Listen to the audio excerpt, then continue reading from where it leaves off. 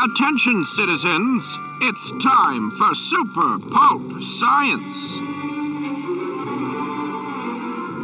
This is Super Pulp Science, where we talk about how genre gets made. I'm here with my long-suffering co-host, Justin Curry, known the world over as Chasing Artwork. Our producer, Dan Vadeboncoeur. I am GMB Kamichuk, also known lovingly by my own wife as Gregory. We're here to talk to you about making books and selling books and creating stories with words and pictures. And we're also here to celebrate the birthday of one Dan Vadeboncoeur, one day late. He rolled his eyes. You can't see it, ladies and gentlemen, in this audio medium. But if eye rolls could make a noise, his would make a very sound like. There's a good question for my students. I like it to put it in Slurp. class. Time to make a slurp. Kind of sounds like jello, a little bit. Yeah, like a really hard eye roll would be almost pornographic in the noise it makes, I think.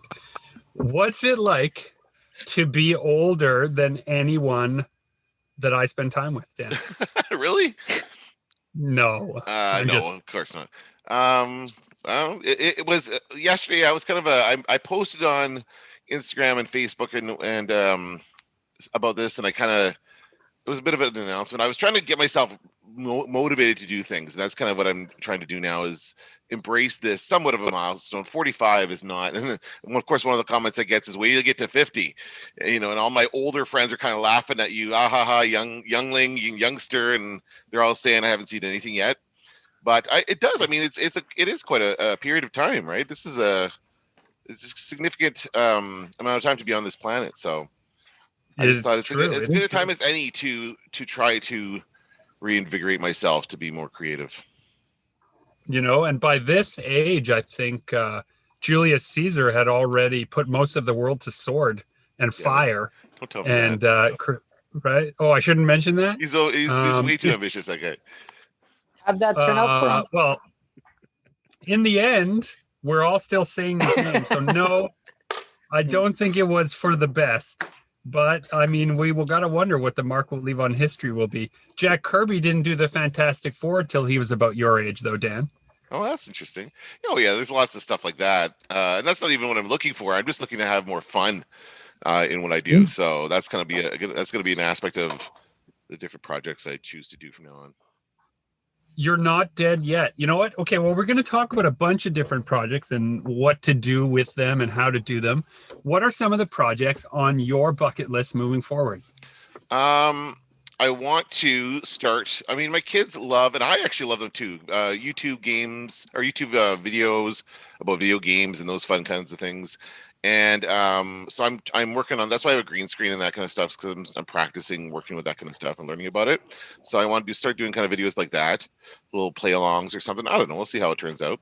And also related to that, live streaming. I think that's a huge thing. Live streaming is like the next big media platform. I don't think people really caught on yet, but when it does, it's going to basically replace television, I think, as we know it. So that's another thing I want to get into as well.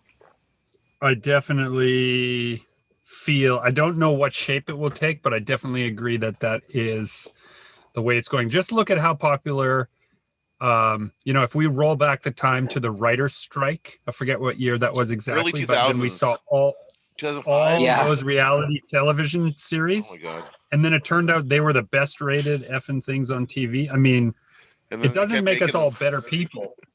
Right. So they just kept making them. But the thing that I like about some of the streaming that's going on is that it does feel at least like a real person, at least until they get popular. And then when people start to get super popular, they seem less and less like real people. So, yeah, there is some truth to that. So my goal is to get into that and still stay a real person. That's my goal. You heard it here first. If you're listening to this from the future, when the Vadeboncoeurs have taken over a certain portion of social media landscape, you'll remember that he tried a humble beginning, that this was his place, right? Where he thought he wouldn't get changed by all that fame and attention. Well, you're bearing the lead a little bit, Dan, because you've already done some pretty great podcasts and produced some pretty great content related to video gaming, and the history of games. And actually, I think that when I think back on it, that project, that Games You Deserve, really helped me through the first few months of the pandemic. Like, we started that in like March, the same month that everything happened. And so I had that to focus on, and then having that project. And then once that kind of ended, it's just on hiatus for now. We're not sure when it's going to come back. And I found myself with less and less to do, and you get into a funk. You get into geez, just don't feel like what's the point of doing anything sometimes. So I did a bit of that. Yeah, we I was talking to some other folks around here, including my kids, about the idea that we create ourselves through what we do. And so if we don't have something to do, sometimes we feel like, there isn't a value in our lives. And, for good or ill, it's true that we create ourselves through what we do. And so you have to be careful to make sure that you are selecting projects that are not just filling time, but also building you up as a person, I think. Making you better. Yeah, making you better, or at least more interesting. Even if you're not better, if you're going to make content better, make yourself interesting at least. Why don't you tell our dear listener, Dan, a little bit about that podcast that you did about those games? Because anyone tuning in that hasn't heard that last episode doesn't know what we're talking about. Yeah, that was Games You Deserve was the name of the podcast, and it was done for a company called Special Reserve Games. And I got the gig through a mutual friend, through Mr. Michael Sanders, who had already been working with Special Reserve Games on a lot of their packaging and design. And it's really, really cool stuff. So that they release physical versions of digital games. If you think about video games, the landscape right now, a lot of them are released still. Not as many. I mean, pretty much every video game is offered digitally, and the big titles still have like a physical box, right? So you can still go to for now anyway, go down to the video game store and pick up the new Mario game as a physical, and it comes in a little cartridge and that kind of stuff. But these guys are doing it for games that don't have that physical release, that just came out digitally, because when you're an indie game, you don't have enough money to pay for the production, the actual physical production of the cart and that kind of stuff. You'll release it digitally, and you can still make money off of it because people will pay for the download. So anyway, and so they've done lots of great games. It's all stuff related to Devolver Digital, who's kind of known for their, say, somewhat violent games, but it's also pretty funny games as well. They have a good mix of different genres, I'd say. And yeah, we did that. We did 2 seasons of that podcast. We just talked to the owner of the company, Smitty, and other guests, including Dr. Jonathan Ball, who was helping out with their stuff as well. So it's a lot of fun. I'll put links in the show notes.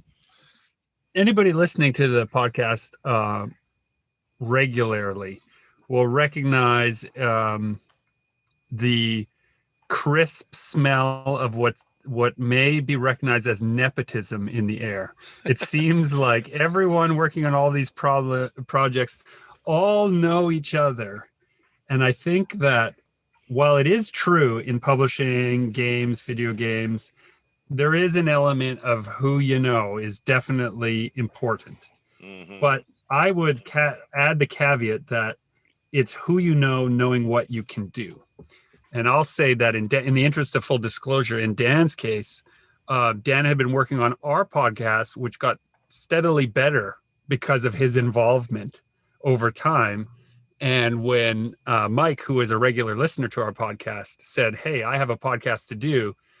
Who should I ask?" Someone who I know made a bunch of yahoos like Justin and Gregory sound somewhat intelligent with proper editing, or should I pick an unknown, right? He reached out within a community that he knew, but it's also because Dan was willing to put in time and practice on his craft. So when you mentioned earlier this green screen behind you and how you've been practicing, like my heart lit up at this notion that that's what we should be doing, is we should be practicing the things that we really want to try and accomplish.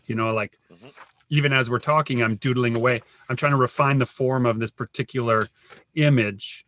And I have 10, 15, 20 iterations of this, and I'm not quite satisfied yet. And so even while we're talking, I'm doodling away, But I'm really just practicing. That's all I'm doing.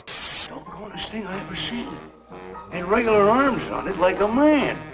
But it was sort of different looking. Had suckers on them. Like one of them octopuses things. It's not just about who you know who can do what. It's also about who you like to work with. Hopefully, in this case, certainly was, because it was great working with those guys. And the reason why J Ball's involved is, you know, they like working with J Ball, and you know, it's kind of like Scorsese and Robert De Niro early on, and then later on with Leo, and he kind of likes working with the same guys over and over again. You got a bit of a crew going on here. So I think you guys are kind of people upon whom you can rely is usually a pretty short list in the world at large, and so that's why you often see that. But I'll also mention that, you know, I am part of a project in development right now with the same crew of Red Earth. They reached out to me and said, "Hey, we got another crazy idea," and the conversation went like this: the phone rings. It's Andrea Sartison. She says, "Gregory, a bunch of the people from Red Earth are going to," and I just cut her off and said, "Yes." And she's like, "Well, don't you want to hear more about the project? Don't you want to hear more about the project before you agree?" I said, "No, because I know you already told me who's involved in the project. So even if it's the worst project imaginable, working with some of the best people will make it an excellent experience." And that is how you should be choosing what you work on and who you work with, you know? Even though Justin and I don't agree on our social media presences, there's a reason why I continue to call him up for his advice about things. Right? To be continued that conversation, by the way. To be continued? I'm sure it'll come up again. Oh, I think so. Yeah, I think so. Because when the world reopens, he and I are going to have a celebrity boxing match, and the winner is going to turn the other's social media platform over to the. Now that is maybe I should. I think. What was it? I don't know if you want to do that, Gregory. I think that's what you do when you get too famous, right? We're talking about when you get to a certain that level. Yeah. We're talking about Justin. I'll take a broken nose if it's just to take you down a notch. I'll take it. What's that guy's name? I'll bleed. Oh. I'll bleed. I know that Justin's been training pretty regular, so I actually don't stand a chance. My best bet would be to wait till he is bending between the ropes and then hit him with a chair. Right. I think that's a different sport altogether. Yeah, I think you've strayed from boxing there. Well, the sport I'm referring to is called victory. Right, that's the sport I'm referring to, or treachery. It depends on what we're after. So Dan, you are developing some new skills. You're developing some streaming credibility. I am trying to build up my credibility in the wide world of role-playing games. I've been doing tabletop role-playing games basically since I was 14 or 15 years old, designing homebrew games for my regular gamers for, basically my whole life. And finally reached a place now where I have a game system that I like enough to try and turn into a product. And so, I'm holding in my hands now a 388-page monstrosity, which is the Fairytale Ending beta test edition, which we're putting together through a upstart publisher by the name of Stranger Fiction. So regular listeners can actually find this copy that we're using on Amazon right now. What they would get is the warts and all edition, because this is the one we're using for playtesters. So this is not a shout out to go in and try to buy a bunch of these copies. They won't be worth anything. There's not, although I don't know, it's hard to say. Well, what I would there say won't be is that many. Will it still be like that? This looks bound, like it's a proper book. It's not like it's a. This is a proper book. Yeah. What we've done for the playtest is produce a proper book so that people all over the world, since I can't get together at shows and conventions, but I still am having regular playtest groups of 5 and 6 people, they order the book from Amazon. It arrives in their house. They have the edition with them, and then we can all use Zoom, and I run sessions with different playtest groups.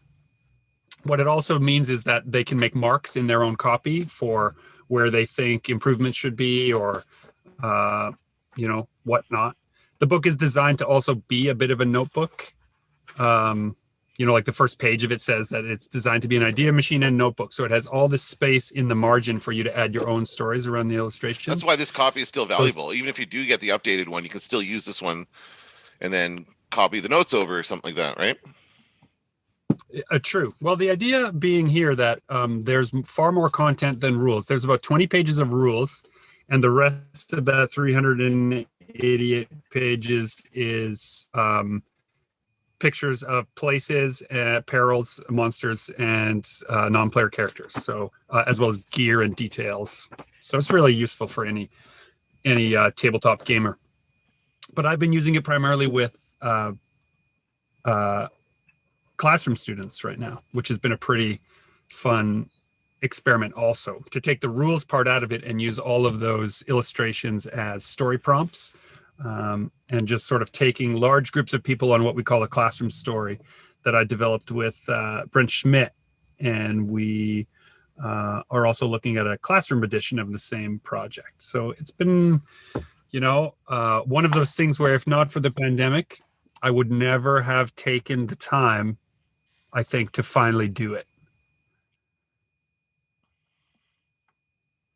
So like yourself, it is an area that I think is definitely developing, growing. It's a big space in Nerdland. Is the tabletop RPG is making a huge renaissance. And it felt like if I got evaporated by an alien ray tomorrow, I'd want to at least have made this book. So I've been making my list of things to do based on that alien ray evaporation fear. I see a lot of the pages have a bunch of swords, different types of swords and that kind of stuff, like weapons and different things. Is the idea that you would use that and cut and paste it onto the hand of your character? As you're moving through the story, certain pages of details are available to the narrator to say anything on this page you can draw from to add details to the scene. And so people then transpose. They say, okay, on page 176, I'm taking this pickaxe and I'm moving it over to my character sheet. The whole book is will people be able to do that digitally? Is my question. And if you don't want to talk about that, because that would be just like getting a PDF of it out there or whatever. That's not good. No, people do that too. I know, but you don't. Lots of people do that. Get pirated or something like that. Yeah. Oh, at this point, the real goal is to get 1,000 people playing the game on the regular. Okay. And one of the ways we're going to try to accomplish that is by giving away lots of free copies and free content of the book. It's the only way to really know if it works. I think a lot of younger people, and I teach into some digital design program, like graphic design program at Red College. I do teach into that, so I know a lot of those students who graduate and go on to be artists. They like to do the characters like that. The ones who are into role playing games like to do the characters on digital platforms, and they'll post it and put it together in Illustrator or whatever. Oh yeah. So that kind of stuff. With the younger kids, what we do is I send them PDFs that they can print off, and then they will often paper collage it. They'll cut out and glue together elements or make new characters based on whatever they want. So there's an old school and new school way of doing it. Just for the dear listener who can't see this book, describe its size and how big it is. Like, it's a very hefty tome. Well, if I don't say so, yeah, it's like I said, it's 388 pages, but they're 8.5 by 11, and the images are centralized in it, and it's printed on a nice notebook style paper so that there's room. Yes, Pistachio agrees. There's room to include your own notes, drawings, and extrapolations. Every page has this little section that says story notes and details on it, and so you add your own bits. The book is a combination Player's Handbook, DM's Guide, Choose Your Own Adventure, and Monster Manual all rolled into one volume, essentially. A much simpler way to put it is that it's a whole bunch of details that allows you and your friends to create a epic, scary story while you sit around having too many fizzy pops. I want some straight answers, Walter. And don't give me any more of that crud about monsters either. I like books like this where it's almost like it's like training wheels for telling stories. Like, if you want to tell stories but you don't have a lot of practice, something like this kind of gives you gives you some boxes to work within and kind of helps, like, gives you a guidelines, you know? So making your own stories from something like this is much, much easier than starting from scratch. And then I think what happens, like, a lot of times is people who DM too much get into writing themselves and then, you know, start making their own stories. You can never DM too much, but one of the things I wanted to say was when I was a kid, I was really into storytelling, and I played a lot of D&D, played a lot of role-playing games of every variety, from Shadowrun to the Toon, you know, whatever there was, I probably tried it out. But I learned to write despite how badly designed role-playing games were for teaching people how stories worked. And I wanted to create a scenario where if you spent all summer playing this game, you might have a fun time with your friends, but you'd also learn basic story construction as a like secret agenda of the design. And so that if you were really interested in writing stories, then the game itself teaches you all of the ingredients that I think are essential in telling a good story and puts them on the page in front of you to mix and match the way you want. And then the hope is you would learn kind of by accident, by osmosis, if you will. You're playing this game and you learn how to tell a better story. D&D is the opposite of good storytelling because it's always focused on kill the monster, get the treasure. And the homebrew players always add the best parts. They add the storytelling elements. They add the character development. They add the illustration. They tell you all about the innkeeper. They build up the whole world. But the game is not really trying to encourage you to do that. It's just trying to work around a core mechanic, which is roll a dice to see how hard it is to kill a monster. Everything good about D&D was added later by the players.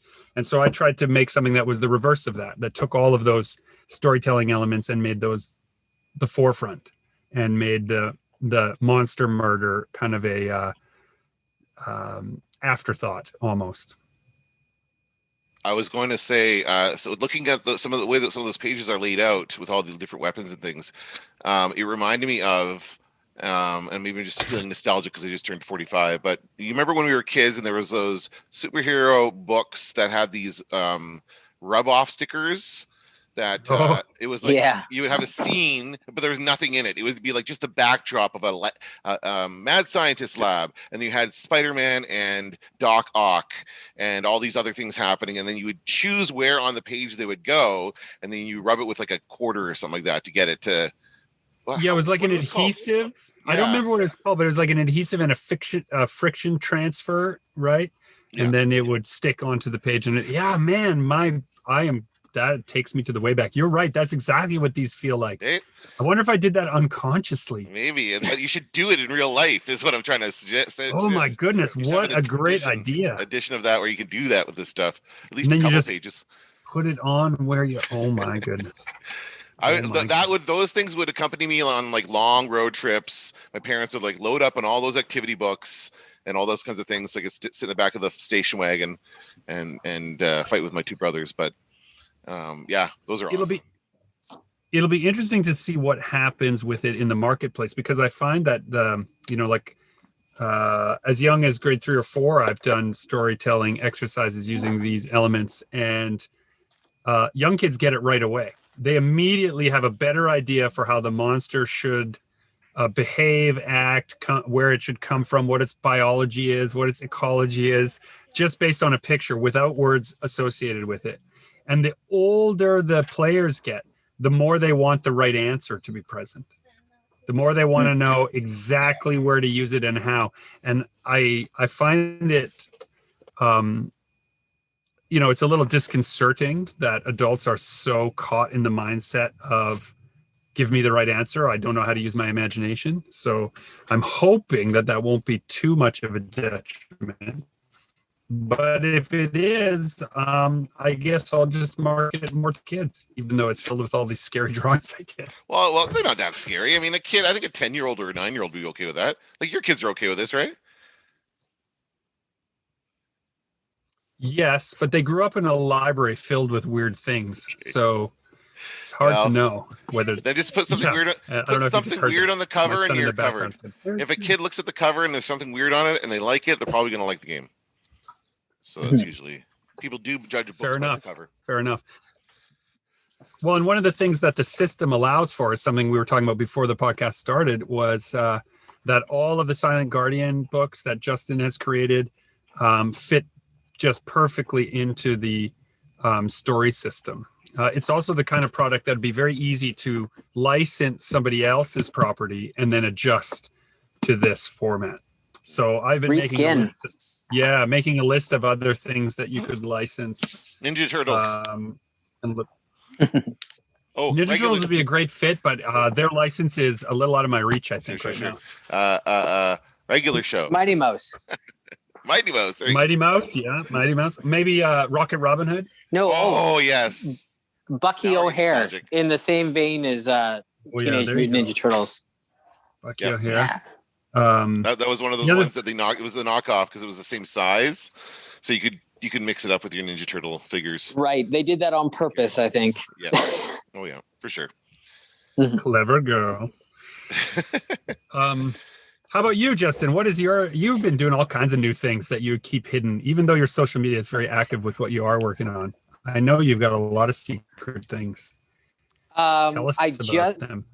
I just finished another painting that took I don't know if I've talked about the Pokemon piece on the podcast yet, but I did this. I've discovered a new print format, a new print size that a couple printers in the city actually have just recently got. Please say print process of Pokemon print on the podcast 3 times fast.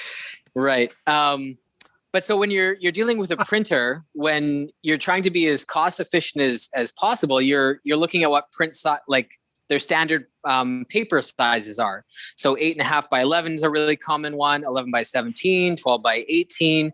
And when you're printing on those sizes, it's really cost efficient, cheap, and easy for them to do because there's no cutting, there's no special sizes. It's just a standard sheet they put in and print.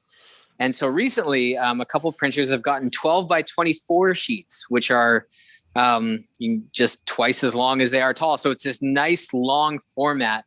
And I love working in long, like extra long or extra tall formats.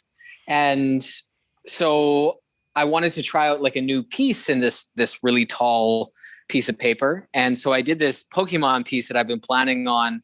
I've had it in the back of my head for a very long time. And this just seemed like the perfect opportunity to fit a whole lot of picture into one piece of paper. And so I built this like vacation island treehouse resort with all 151 original Pokemon that I grew up with. I didn't follow Pokemon at all when it got into Gen 2. So I only really know and am familiar with the original, but I fit them all onto this big house, and then it's a really, there's a lot going on in the image. It's pretty noisy. And so it almost became like a scavenger hunt. Like, can you find this? Can you find that? And then I hit all the Pokeballs in there and all these other little Easter eggs. And so I made the print, and then I also made like the scavenger hunt sheet to go with it. So you get both. You get this big tall print, and then you get this little mini sheet where like you and your kids or whoever can like, okay, let's find this, let's find that. Which I was a fan of the Where's Waldo and stuff like that when I was a kid. So it was kind of nice to include all those little elements into one piece. Conceding the possibility of one such creature, we must also concede the possibility of others. I have 2 very pressing questions that came up as you were talking about this. Yes. Okay, one is a statement, one is a question. The statement is, wow, how much fun must it have been to figure out 152 of these cute little characters and hide them and move them around inside of this composition. But the question is, how the F did you figure out how to fit 150 some characters into one composition? What is the thought process? It was a back burner piece for the longest while. Like I would draw kind of a group of Pokemon at a time. So I would just come up with like ideas of like what could, the there's like a couple like kind of fighter type Pokemon that have like boxing gloves and kind of like muscly, the Machomps, like they're kind of like almost look like gym bros kind of thing. So I wanted to make a little gym area where they're boxing and lifting weights and skipping and stuff like that. And so I put all the gym type Pokemons together, but then I also added a couple like derpy ones who are also skipping and like lifting weights that kind of look funny. You have this like little crab guy lifting more weight than like the really buff guy and stuff like that. And so I just started like making all these little scenes and just like slowly stitched it together. And I didn't have like much. I had like a little bit of an overall plan, but I just kind of like organically fit it together. And every once in a while, as I was building new characters, I would figure out ways to fit them into like older scenes that I already implemented, or so it kind of just chipped away slowly. And I think I'm just at a point in my process that I just kind of trust myself that it's all going to come together. And so I didn't let it stress me out. The overwhelming idea of this piece would be too much if, you just got to kind of trust yourself. It's all going to turn out. Now, is it fair to say that because you were working in Vector, you were able to do it a piece at a time, and then so much easier? It helps you not stress about how it's all going to be together, right? Oh God, yeah.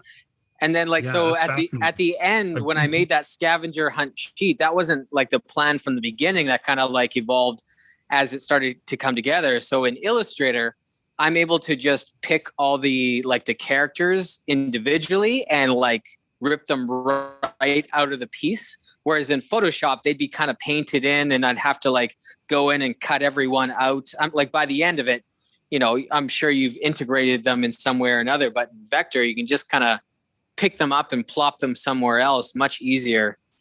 So it's, Illustrator worked really well for that. I'm feeling very jealous from that perspective, because I've been putting together some like character compilations and stuff for another project, and pulling it out in a raster image where you've done some kind of, in my case, I do a lot of what I call environment textures, right, which then interact with the layers. It becomes such a nightmare in Photoshop to then pull those things apart. So I am both impressed but also angry at the ease in which you're able to do that.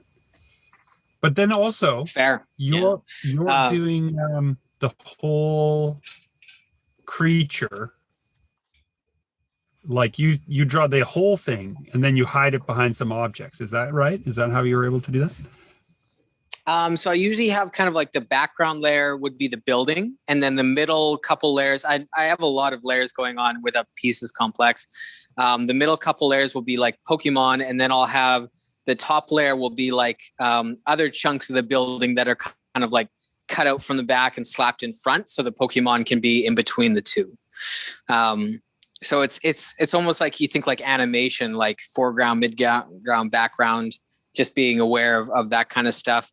And then Vector, it's very, nothing ever really merges with anything else. It all stays kind of as its own little group. It's a much cleaner program in that sense. And so it's much easier to select certain things and cut them away. Whereas in raster, the more you work on a piece, the more things start to kind of like merge together. And then trying to cut out just a particular element at the end, you have to be very, very careful with your layering and how you've built it. And if you're not, then it's going to be a bit of a pain. And I'm really not that organized. So I'm kind of lucky that this program has this built-in ability to do this. So you show all the Pokemon that, and then so they can reference that and maybe cross them off or circle them or whatever when they find them. So that's really cool as well. And then even the hardcore fans could probably try and do it without that. If you tell them how many Pokemon total are there? Did you say? Sorry.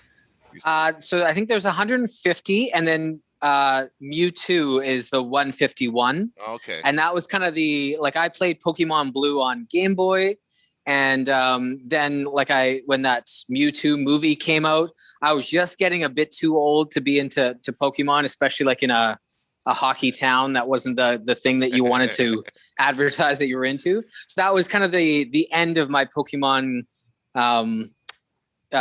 enjoyment growing up, and then as an adult I kind of got back into it, but I never really got into the like I think they're on Gen 5 now. There's like 870 Gen 8 I believe. Oh my god, okay, yeah, so I'm way off. Yeah, there's a lot. This is gonna hit big, Justin. My kids love it's still as big as ever. Pokemon is as popular as that. My oldest, who's 14, is really into Pokemon. In fact, he wants to collect all the games. So he wants all those games. Man. And it's gonna be tough. I said to him, they're probably very much in demand. But anyway, I encourage any kind of hobby like that involves nerd. Actually, Dan, on that note, I had a technical question about game cartridges. I've always been curious about, and I thought you might be the guy to ask who might know the answer to this. Back in the day when like Sega and Super Nintendo cartridges, what was like the production cost of making cartridges like that? Like if you were a video game company, you had a game ready to go and you were going to print Sega cartridges, what kind of crazy costs are involved with that? I mean, I feel like it's, with depending on the quantity, right? It's like how does it scale up?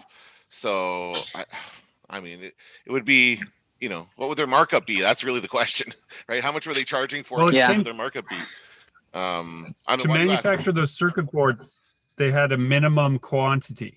Oh yeah. So I know that early days, it was like, as many as 50, like the threshold was like 50,000. You needed 50,000 units before you could even start producing them for a factory. Right. Even.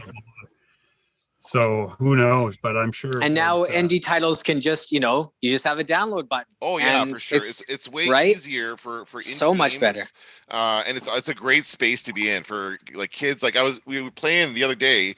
I don't know if you guys have ever heard of a game called Heave Ho. It is a Devolver game, so it is one of the ones that Special Reserve Games has released as a special edition. And when I say special edition, I want to say like they have put together really nice packaging, a nice box. It usually comes with sometimes it comes with things like this, like I'm looking at actually right now. I looked it up. It's called a rub and play. The thing I was talking about where you rub off with the quarter.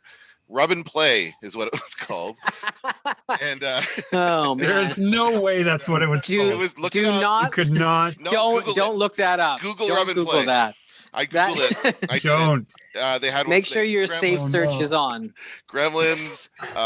They had Mickey Mouse, Masters of the Universe, Kiss, Knight Rider. It was a simpler time then. Anyway, it was, yes. You could have games called Rub and Play. Everything was licensed too. It was crazy back then.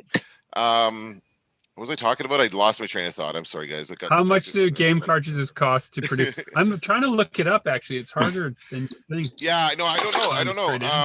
Yeah. But the thing about it is that if you wanted to create video games back then, you had to go work for a big company like Atari or Nintendo or whatever. Like you had to kind of go work for these big software companies. There weren't a lot of indie games around. And now it's much easier for... I was talking about Heave Ho. That's where I was going with this. Okay, Heave Ho is a game we interviewed. It's on one of the episodes. I'll link it in the show notes. We interviewed the creators of that game, and it came out of a game jam. And a game jam is something for those... Yeah. It's a little get together. Usually happens over the course of a weekend, and it's when a bunch of developers get together, and it's artists and programmers and writers and musicians and all kinds of different people who want to contribute different things to the game, and they spend a weekend making a game. They split everybody up into groups, and you spend the whole weekend and see what you can come up with in a weekend. And oftentimes it is the seed. It's not obviously not going to be perfect after only a couple of days, but oftentimes it's the seed of something to come, and that's how this game Heave Ho came to be. It's a really great cooperative game. Well, maybe the sheriff was right, Dad. Could be a freak or a malformed alligator.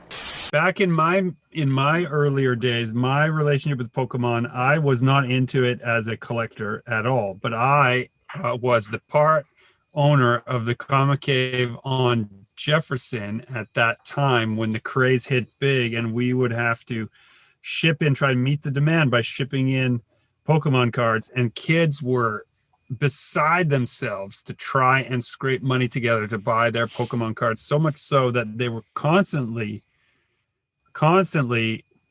short.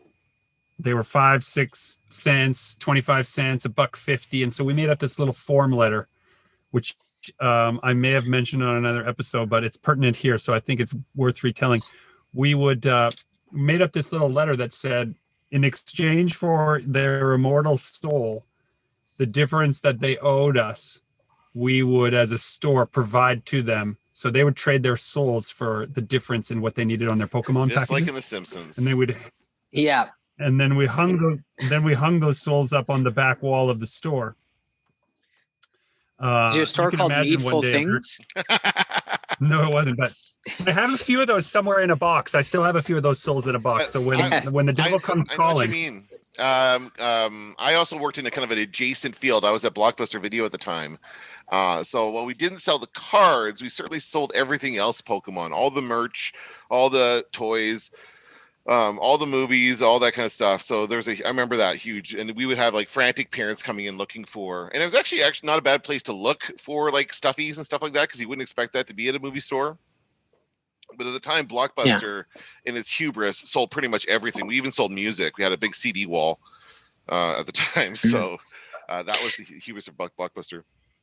And there was the gambling aspect to the cards as well, right? Like you had the chance of like a holographic card being in a Pokemon pack, right? So kids would like buy multiple packs hoping for something rare to show up. It was kind of like loot crates. Yeah, and now those. Oh yeah, it was 100% legalized gambling for kids. Yeah, and they have 100%. they're called shinies now in the video game world. They're called shinies, right? You can look for shinies. Right. And Jack, my oldest, all my kids love Pokemon, but my oldest in particular, he's like, I'm on the hunt for a shiny. I'm like, okay, so that's fine. He's doing the Pokemon Sword or whatever the one is for the Switch. So I need to make like a foil shiny version of the Pokemon print, and every so often send that instead of a normal print. That's right. Just idea. Randomize it. And I know that it's Justin, like your fandom is what fuels your work, right? You create the things that you love. And even though you we're familiar with this first generation, this may be an opportunity for you to expand your fandom into the next generation and maybe create more Pokemon themed stuff. I am a fan of RPGs, so I have been like, I don't have any of the newer systems to play the Pokemon games on. Like I have a PS4, but they're all on like Nintendo Switch and whatnot.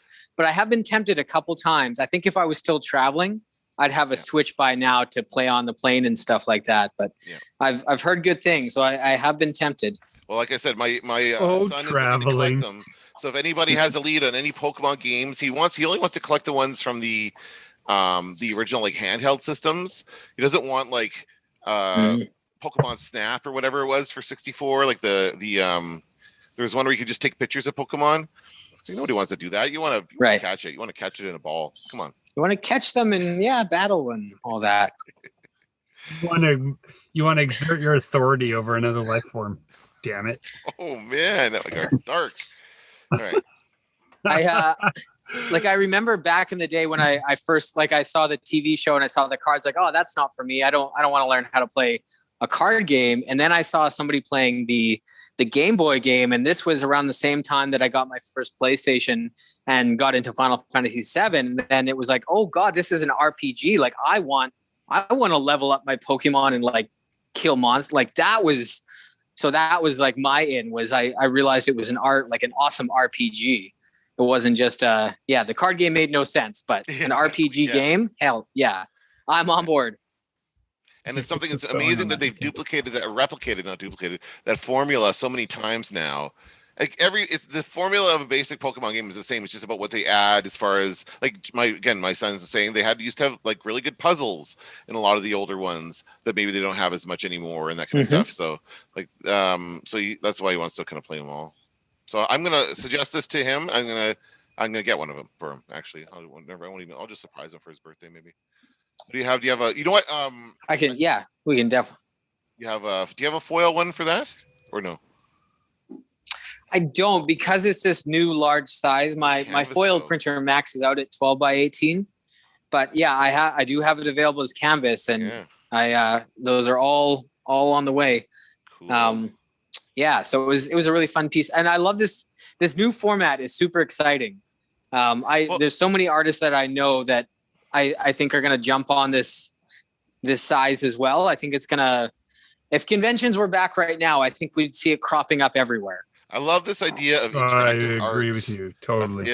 Of like looking, it's like, where's Waldo? I don't mean to make. I love Where's Waldo. It's a similar idea of like examining a very detailed piece and just looking for everything. I love doing that stuff like that, and this really lends itself well. Is this the one you did the horror one in as well, or no? Was the horror one a different size?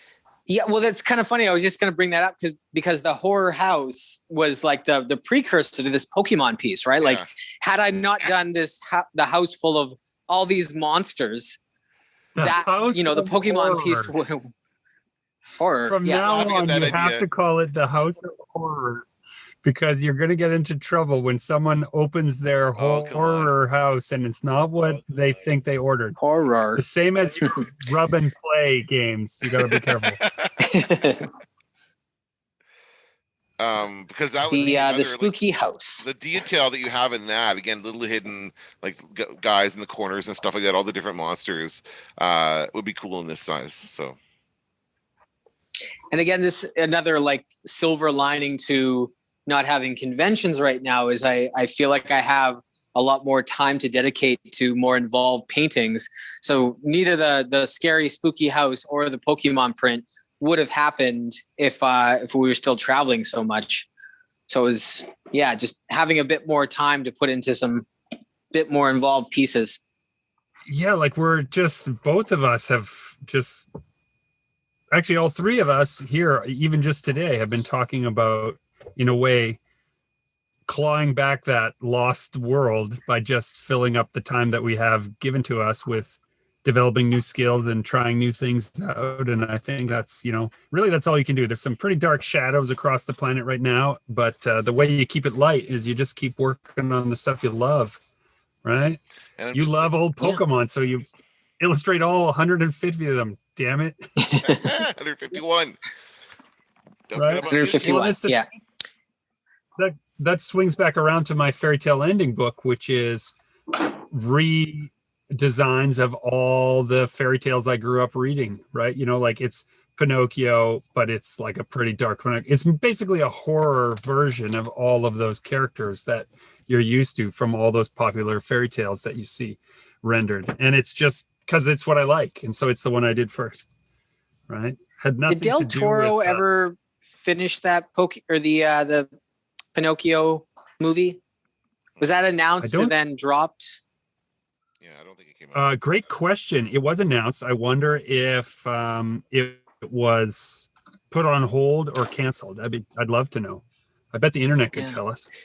Spooky Pinocchio. Yeah, it would be. I'm sure there's some B horror movies out there. No. Oh no. Am I lying? Bye, Rub and Play Pinocchio. It says so we got $1 million idea, but I don't think that's for us. What was that? I don't know. You get in the truck and lock it up. So other things that were delayed for us, but not canceled, were some other book projects that have been pushed back. But one that's actually coming forward from the past is a re-release of Rust and Water. Why don't you tell the dear listeners about that and how you made that happen? Well, it's a point of stress for me right now because I was supposed to have all the files over already, but I got slammed with reopening my store and a flood of orders and then fulfilling all those orders. And so I'm not on top of the Rust and Water re-release. It's going to get done on time, but I'm behind. So, so what needs to happen to that book is it's basically like it's still available as we still have copies of the original printing available on my studio store, chasingartwork.com, where you can get the first printing. It comes with drawings. But then we've also started working with another distributor who is going to do a print on demand version. So it won't be hardcover. It'll be like a thinner, sleeker version of the book with an updated new cover, which I'm working on right now. And it won't be quite so heavy and it won't be hardcover. And then they're also doing an e-version of it as well, like a digital version. And all I really need to do is the size of the book has to change ever so slightly. And so what that means is I have to go into the final printing file of the book and just kind of readjust things, just kind of tighten them up, just kind of recrop things here and there. And that book came out in 2016. So it's been almost, it's been 5 years since I've been in that file playing around. And so it's kind of neat reviewing an old project with fresh eyes, like really fresh eyes. And so I'm making all these like little tweaks and adjustments, and I think I'm making it, better. It's really tempting to, make another new panel here or there, or delete some of Gregory's writing here and there. But I'm kidding. But yeah, it's when you have to go back into a project too soon, it's not a fun experience. But when it's been this long, it's kind of really nice to revisit. It's kind of like returning to, that cabin that you went to when you were a kid. It's like, oh, I remember doing this. I remember making that. It's like, oh, fun memories. Has there been anything that sticks out to you as like, ooh, should have done differently? I will, I'm still like I said, I'm behind on it. I've just kind of started. So as I finish up in the next couple of days, actually I've given myself Monday as a due date. So for next week, I'll try to make a list if there's anything I want to talk about or go over. And we'll talk about it on the next podcast. But it's something that like I think we both think about a lot as Gregory and I both are always excited about the next project, about the new thing. And I don't think we pay enough attention to our back catalog, as we call it. Like our older artwork is still good, and it's still worth, bringing to shows and posting online and sharing. But we probably don't do it enough. Instead, we're too excited about the new thing. And there's some artists who are really, really good they have this great rotation of, getting excited about their new stuff and showing that off, but also frequently bringing up like awesome older projects that they worked on and getting people, you get new people looking at you all the time, and they don't exactly, they weren't there in 2014 when you released that book. So you talking about it every so often gives them a chance to actually see it and experience it. So I think bringing up old work is something that I need to do more. How do you feel about that, Gregory? I agree with you totally. That's something that I don't do enough. But part of it is that we do so much of it ourselves that you just can't quite do everything. And so you only have so much energy, and you put it into the new thing. So this is where we've been reaching out to other publishers and distributors to say, like, here are products that we have, that we own, that we control, and we're going to license them, lend them, or allow them to be distributed to different audiences than we normally see. And of course, obviously fueled by the change in world economics means that we're looking for these other avenues, but things that I think we'll keep doing now that we have the habit of doing it. I'm gonna throw a little bit of shade on nobody in particular, but doesn't it bug you when you see somebody who seems to have a thriving like art business, and they're still leaning heavily on pieces from a decade ago, and they never make new work? I know what you're talking about.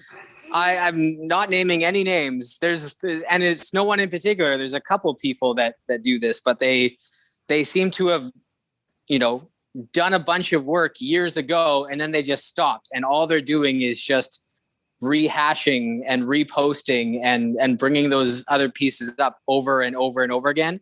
And it seems to work. And that's kind of frustrating as somebody who's always trying to produce, a new piece a week or a new book a year. It's the difference between someone who is approaching it as an entrepreneur and someone who's approaching it as a lifestyle or an artist. And those are very big differences, right? If you're just selling widgets, you don't care. If you're a person who's sick of hearing about Kit Kat bars, you're going to tell them again about the Kit Kat bar. Yeah. Right? Whereas I think, you have a, not to put too fine a point on it, but we have lifestyles of self-improvement, and that means always going to the next. You named your literal brand after it. Right. But it's also inspiring to see Kit Kat just talk about Kit Kat for 50 plus years, however long Kit Kat's been around, and they're doing fine. Kit Kat is not a sponsor of this podcast, but if they'd like to be, I'd say No, I think that's Nestle, and Nestle is super evil, so maybe not. See, that goes back to our argument from last week. Check our last podcast got pretty heated, but you look deep enough into anything, it's kind of evil. And the nice candy company of Nestle is not up to some nice things. You don't have to look too deep into our own podcast because we already admitted that I once accepted children's souls in exchange for Pokemon cards. So my evil is right there on my sleeve. Right? And to the fundamentalist mother that came screaming into the store, I'll never forget you. Oh, no. Oh, no. I'll never forget you.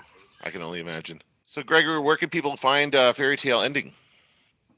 Well, to be very specific, what they'd find if they looked on Amazon for Fairytale Ending and my last name, Komichuk, Chomichuk, they'll find the playtest edition of Fairytale Ending, which is available for them to order, and it'll arrive at their house. And we've priced it so that it's basically the cost of printing the book, and that's it. It's like $20. So there it is. Sweet. Yeah, it's cheap like borscht, as my grandmother used to say. Add to cart. And that will give you a real great resource. There is, in the next couple of months, we'll be replacing that link with the sort of full version, and we'll be advertising it properly. But it was also a nice, easy, early way to secure the copyrights on the book ahead of its release. I'm going to give this to my daughter. I think she's going to love it. Is it appropriate for a 12-year-old? Totally. Yeah, totally. Yeah. In fact, there were two sort of quasi-suggestive images of art that I removed in this edition because I was just like, I want to just make it scary but not iffy.